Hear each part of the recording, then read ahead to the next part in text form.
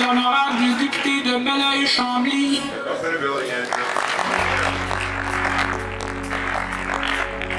Je suis obligé, Monsieur le Président, de nuancer les termes du chef conservateur lorsqu'il dit de ce côté-ci de la Chambre. Nous sommes du même bord de la Chambre, manifestement. Vous ne verrez jamais quelqu'un du Bloc québécois se placer au centre d'une Première Nation et de dire parmi vous, il y a les bandits, puis il y a les gentils qui sont d'accord avec nous autres. Qui sommes-nous? Nous, et disons-le franchement, la société blanche.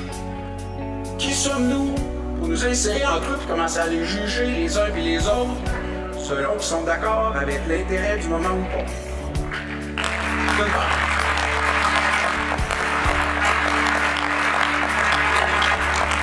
Alors la ligne entre ce côté de la Chambre ou pas est ici.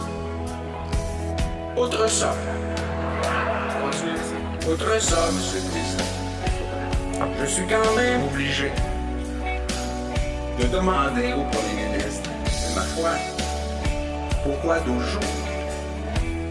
Pourquoi a-t-il fallu qu'une crise qui s'annonçait nationale et grave, dès ses tout débuts, n'a-t-il d'intervention de sa part au terme de 12 jours? Outre ça, pourquoi ai-je l'impression que je viens d'entendre un discours électoral de 2015? Des énoncés de valeurs, de principes, de vertus, tous plus louables les uns et les unes que les autres, avec, en effet, rien. Je comprends qu'une négociation doit exister quelque part. Je comprends qu'il doit y avoir des canaux de communication qui sont ouverts. Et je peux comprendre que le Premier ministre ne veut pas négocier sur la place publique. Mais tu convoques pas le Parlement pour faire une adresse ministérielle si tu n'as rien à dire. Et c'est manifestement ce à quoi on vient d'assister. Les pistes de solution ne semblent pas beaucoup plus claires. Les pistes d'erreur, elles, par contre, se précisent. Alors, parce qu'on est dans le « ou », c'est comme s'il fallait, en cette chambre aujourd'hui, décider entre un respect nécessaire pour les Premières Nations ou ben non, l'économie canadienne.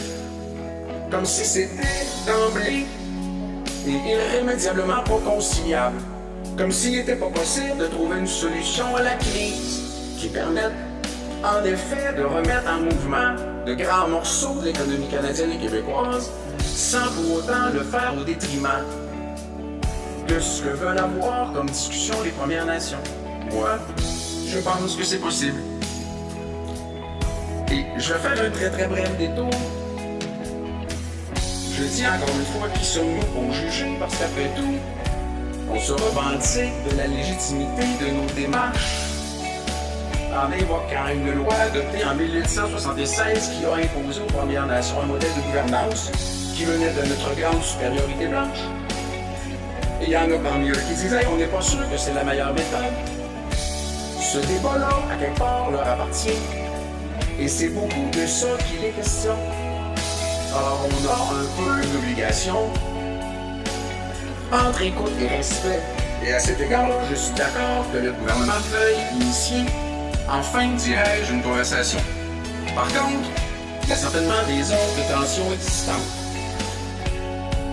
On ne peut pas avoir oublié qu'il n'y a pas si longtemps, le gouvernement a soit autorisé, soit fermé les yeux sur la disposition de tireurs d'élite près du territoire des Wet'suwet'en.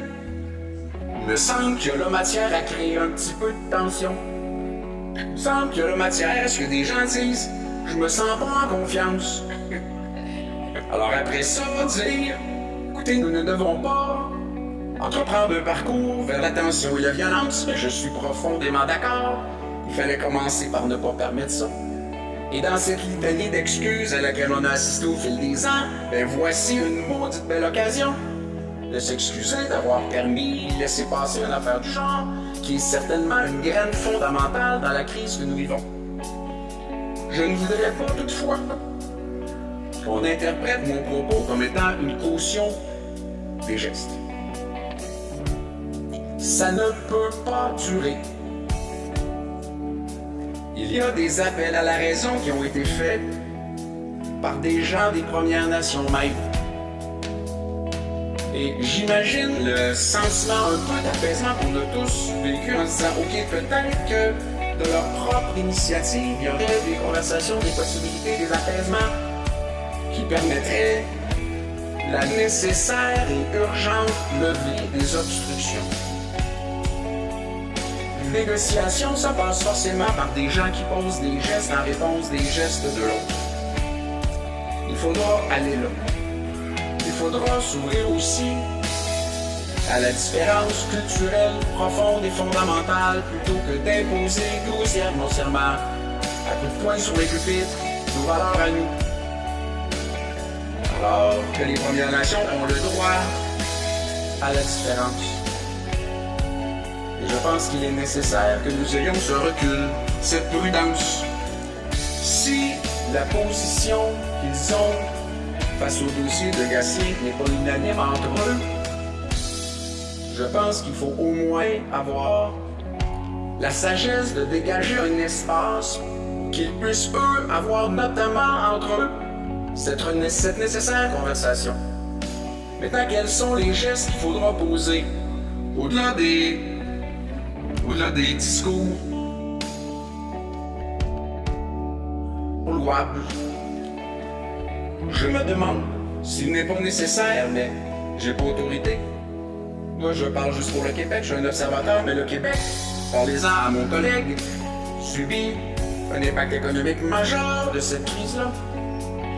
Je me demande s'il n'y a pas lieu d'obtenir, puisque c'est une juridiction, la Colombie-Britannique, et que nous, ici, on respecte les juridictions des provinces, s'il n'y a pas lieu d'obtenir, ne serait-ce que de façon temporaire, une suspension complète des travaux. On va dire, écoutez, on va regarder, on va se parler, et en échange de quoi, on pourrait demander, en toute légitimité, aux gens des Premières Nations de lever les différentes barricades à travers le Canada et le Québec.